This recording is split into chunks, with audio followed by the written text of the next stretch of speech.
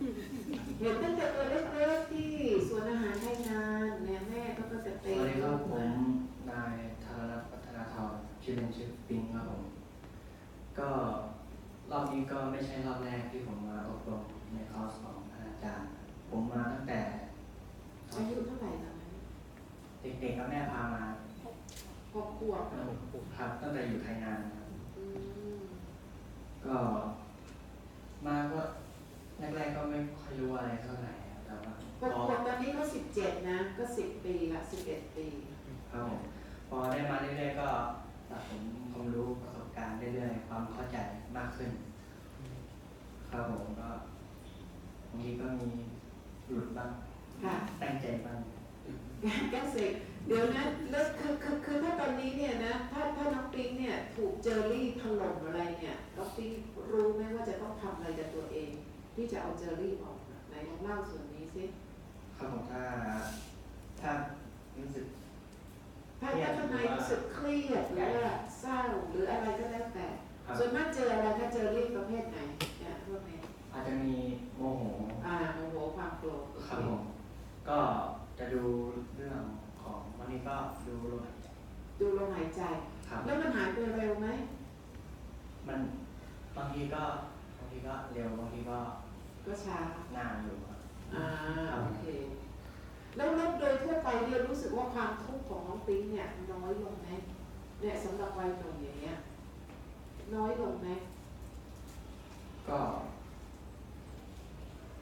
อืม ถือว่าปกตินะก็ แล้วก็ปกติ ครับ เพราะว่าที่เขาเริ่มมาตั้งแต่เล็กเนี่ยเขาอาจจะแล้วบวชอยู่กี่ปีนะคะเคยบวชไม่ได้บวชเป็นปีนะบวช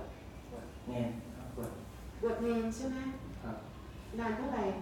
ก็จะมีบทของโรงเรียน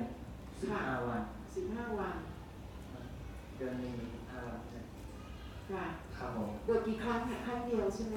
อ๋อบวชมา2 ครั้งครับผม 2 ครั้ง ครั้งที่2นี่ไม่แน่ใจว่าประมาณอาทิตย์2 อาทิตย์ แล้วในช่วงบวชเนี่ยชอบไหม ก็ชอบครับผมก็ สงบไหมช่วงนั้นน่ะ ครับผมก็ไม่วุ่นวายมัน ไม่วุ่นวายแล้วก็อยู่ในวัดแล้วบิณฑบาตหรือเปล่า มีว่าไม่มีนะไม่มี ใช่ไหมได้บิณฑบาตใช่ไหม ครับ แล้วพอวันที่สึกออกมาเนี่ยรู้สึกยังไงคะ ก็รู้สึกก็รู้สึกดีอยู่นะ อันไหนดีกว่าอยู่ในชุดผ้าเหลืองดีกว่า หรือว่าใส่กางเกงดีกว่า รู้สึกว่าใส่ตอนนี้กางเกงมันดีกว่าเพราะว่ารู้สึกว่าตัวเองยังไม่พร้อมที่จะใส่ผ้าเหลือง โอเคดีแล้วก็มีประสบการณ์นะแต่ตอนนี้รู้สึกกางเกงดีกว่าผ้าเหลืองแต่